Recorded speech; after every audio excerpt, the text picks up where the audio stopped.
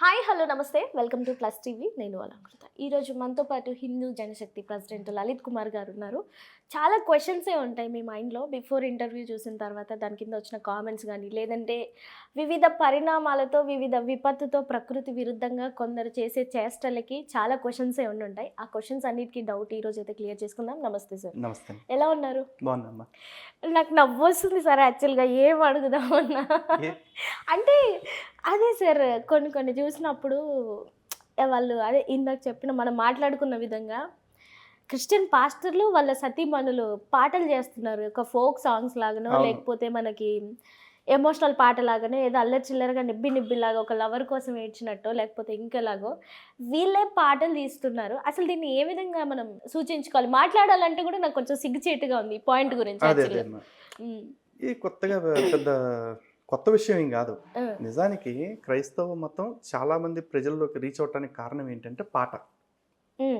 వాళ్ళ పాటలు ఎట్లా ఉంటాయంటే నిజానికి తల్లిలా లాలించును తండ్రిలా ప్రేమించును అంటాడు. నిజంగా యేసు అలా తల్లిలాగా లాలించి తండ్రిలాగా ప్రేమించి మారుస్తాడా? అంత సీన్ లేదు. సింపుల్గా యేసు ఎట్లాంటి చెప్పాలి అంటే మొన్న చెప్పాను కదా, చిన్నపిల్లల పంచాయతీలు ఉంటాయి కదా, ఆ టైప్ పంచాయతీ. నువ్వు చిన్నపిల్లలు ఏమంటారు, అరే నిన్న నువ్వు నీ పుట్టినరోజుకి నాకు చాక్లెట్ ఇవ్వలేదు కదా, నేను కూడా నా బర్త్డేకి నీకు చాక్లెట్ ఇవ్వను అంటాడు కదా.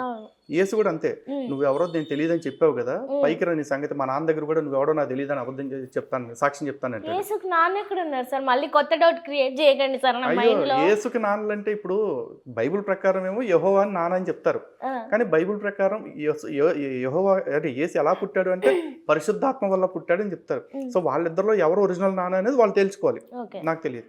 కానీ యేసు భూమి మీదకి వచ్చినప్పటికి యేసుకు ఇంకో ముగ్గురు నాన్నలు ఉన్నారు సార్. మళ్ళీ నేను ఇంకొక ఎపిసోడ్ కి మీ దగ్గరికి రావాలి సార్, అంటే డౌట్స్ ఉంటాయి. ఇప్పుడు ఇది స్పెక్యులేషన్స్ నడుస్తా ఉన్నాయి కదా గూగుల్లో. ఇప్పుడు నా సొంత మాటలు నేను చెప్పట్లా. సి అగస్టస్ అని చెప్పేసి ఒక అతను ఉన్నారు, తన్నే ఆక్టేవియస్ అని చెప్పేసి అంటారు. ఈ మేరీ వివాహానికి ముందు అతనితో గడిపి యేసుని కనింది అని చెప్పేసి ఒక గూగుల్ పేజ్లో ఉంది. సో నేను అది చెప్తున్నాను. అలాగే ప్యాంథర్ అని చెప్పేసి ఒక రోమన్ సైనికుడితోటి అక్రమ సంబంధం పెట్టుకుని లేకపోతే ఇంక వివాహేతర సంబంధం ఏదో పెట్టుకుని తన ద్వారా యేసుని కనింది అనే ఒక వాదన కూడా ఈ ప్రపంచంలో నడుస్తూ ఉంది.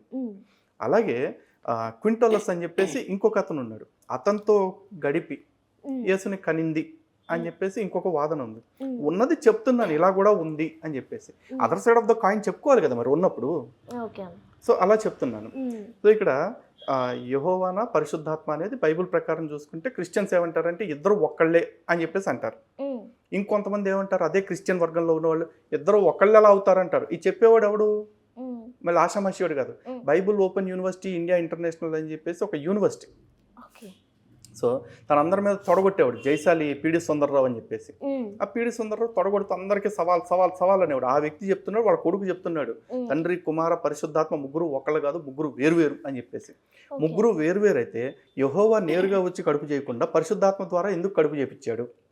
ఒకవేళ పరిశుద్ధాత్మ ద్వారా కడుపు చేపించుంటే పరిశుద్ధాత్మని తండ్రిగా అనుకోవాలి, కానీ యెహోవా నా తండ్రి అని చెప్పేసి ఎలా చెప్తారు? యేసుకు తండ్రి అని ఎలా చెప్తారు? యెహోవా ఒక తండ్రి అయితే బైబిల్లోనే ఏం చెప్తున్నారు, మేరీ భర్త యోసేపు ఉన్నాడు కాబట్టి యోసేపుని యేసు యొక్క తండ్రిగా ఎంచబడును అని చెప్పేసి చెప్తున్నారు. ఆల్రెడీ ఇప్పుడు ఆ ఉన్న ఇద్దరిలో ఎవరో తెలియట్లేదు. ఇప్పుడు యోసేపుని తండ్రిగా ఎంచబడును అంటే ఎందుకు ఎంచాలి అసలు? నేను ఇంత పెద్ద డౌట్ అసలు సార్. ఇవి ఉంటాయండి మరి. ఇవి అడిగితే మన్నేమో మతోన్మాదులు అంటారు, ద్రోహులు అంటారు, బైబిల్ తెలియదు అంటారు, ఏదేదో చెప్తారు. బైబిల్ ఎవరికి తెలుసు? బైబిల్ ఓపెన్ యూనివర్సిటీ వాడు చెప్తున్న మాట నేను నమ్ముతున్నా. అది కాదు అంటే అది చెప్పింది అబద్ధం అని మీరే ప్రూవ్ చేసుకోండి. అది మీ ప్రాబ్లం, నా ప్రాబ్లం కాదు. అవును. Yes sir. ఇంకొకటి, ఇప్పుడు పాస్టర్ అయితే చాలు, ఇంకొకటి ఫేమస్ అవ్వాలి ఒకటి. అండ్ ఇంకొకటి ఇక్కడ అసలు క్వశ్చన్ డిబేట్ అయిపోయాము మనం. సాంగ్స్ గురించి సాంగ్స్ చేస్తున్నారు. అవును. సో యేసుని అంటే వీళ్ళు ఎట్లా అంటే ఫస్ట్ నుంచి కూడా ఈ పాటల ద్వారా ఇచ్చేస్తారు. యేసు అయితే ఫస్ట్ నుంచి ఏంటి, తల్లిలా లాలించేవాడు కాదు, తండ్రిలా పాలించేవాడు కాదు, కేవలం బెదిరించేవాడు, భయపెట్టేవాడు, ఆశ పెట్టేవాడు. అలాంటి వ్యక్తి గురించి ఇలాంటి పాట ఎందుకు రాశారు అంటే పాట ద్వారా సామాన్యుడికి దగ్గరగా అంటే వాళ్ళ మతాన్ని కనెక్ట్ చేస్తూ ఉన్నారు. అది ఇంతకంటే గొప్ప వాక్యాలు హిందూ గ్రంథాల్లో, హిందూ స్తోత్రాల్లో ఉంటాయి. కానీ హిందూ స్తోత్రాల్లో ఉండేదాన్ని జనసామాన్యంలోకి మనం తీసుకెళ్ళలేకపోతా ఉన్నాం. కారణం ఏంటి? ఇవి సంస్కృతంలో ఉండటం వల్ల. ఇప్పుడు ఉదాహరణకి లలితా సహస్రనామంలో ఉందండి ఒక మాట, ఆ బ్రహ్మ కీట జనని వర్ణాంతర వ్యవస్థిత అని చెప్పేసి. బ్రహ్మదేవుడి నుంచి చిన్న పురుగు దాకా అన్నిటిని కూడా ఒకే తల్లి సృష్టించింది. కాబట్టి ఈ సృష్టిలో బ్రహ్మదేవుడినైనా సరే ఒక పురుగునైనా సరే ఆ తల్లి ఒకేలాగా చూస్తుంది, అందులో భేదం ఏమీ లేదు అని చెప్పి సనాతన ధర్మం చెప్తుంది. కానీ మనం ఈ విషయం సామాన్యుల్లోకి తీసుకెళ్లాలంటే సంస్కృత వాక్యాలు చెప్తే అందరికి అర్థం కావు. కానీ వీళ్ళు తెలుగుగా ఏం చేస్తారంటే పాటల్లో, అది తెలుగులో, అది చాలా సులభమైన తెలుగులో తీసుకెళ్ళిపోతూ ఉంటారు, ఎమోషనల్గా కనెక్ట్ చేస్తూ ఉంటారు అనమాట వీళ్ళు. వాళ్ళ పాటలు కూడా చూసుకుంటే ఇంకో పాట ఉంటుందమ్మా వాళ్ళది. మా ఇంటి వెలుగై మా కంటి వెలుగై మమ్ము నడిపించు మార్గం నీవయ్యా, యేసయ్యా బంగారు యేసయ్యా. ఇదొక పాట. నా ఇంటి వెలుగు, నా కంటి వెలుగు, నాకు లేకపోతే నా గడ్డపారగ పొలుగు, ఇవన్నీ ఎవరు చెప్తారు? ఎక్కడ చెప్పాడు బైబిల్లో చెప్పండి? లేదు సార్, ఇవన్నీ వీళ్ళు రచయితలు అంటే రాసుకున్నాయి. సింపుల్గా మతం మార్చేయాలి అంటే, మతాన్ని ప్రజల్లోకి తీసుకెళ్ళాలంటే పాటను ఎంచుకోవాలి. ఇప్పుడు ఆ పాటలు కాస్త ఉన్మాదంగా మారిపోయి ఆడెవడో వస్తాడు, డాడీ డాడీ డాడీ డాడీ యేసు డాడీ అంటాడు. ఇంకొక ఆమె ఎవరు వచ్చింది, వచ్చి నేనేమో ప్రియురాలిని యేసే నా ప్రియుడు అంటది కాసేపు. మళ్ళీ కాసేపు తర్వాత యేసు నా డాడీ అని ఆమె పాట పాడిద్ది. నీ డాడీయా, నీ ప్రియుడా, నీ మొగుడా, నీ ఉంచుకున్నాడా, ఏదో కరెక్ట్ ఒకదానికి స్టాండ్ అవ్వు. నా భక్తి ఇంతే అని చెప్పి ప్రచారం చేసుకో, ఎవడొద్దన్నాడు? కానీ పూటకు వరుస పెట్టి పాడుతూ ఉంటే అసలు దేవుళ్ళకు వరుసలు పెట్టడం ఏంటి సార్? నాకు ఇప్పటికీ అర్థం కాదు. తప్పేం కాదు. అంటే ఏం వరుస పెడతా? ఇప్పుడు మనకి కూడా సనాతన ధర్మంలో మనకు కూడా చెప్తారు, మాతా రామోమత్ పితా రామచంద్ర, స్వామి రామోమత్ సఖా రామచంద్ర, సర్వస్వమేవో రామచంద్రో దయాళు అని చెప్పేసి. అంటే నాకు రాముడే తల్లి, రాముడే తండ్రి, రాముడే నాకు అన్న, రాముడే నా మిత్రుడు, రాముడే నాకు సర్వస్వం అని చెప్పేసి అనుకుంటాం. అది భావన. కానీ ఇక్కడ ఈ భావన కరెక్టేనా అంటే, ఇప్పుడు ఆ ప్రసన్న బోల్ట్ అనే పాట పాడుతుంది, నేనేమో ప్రియురాలిని అని చెప్పేసి.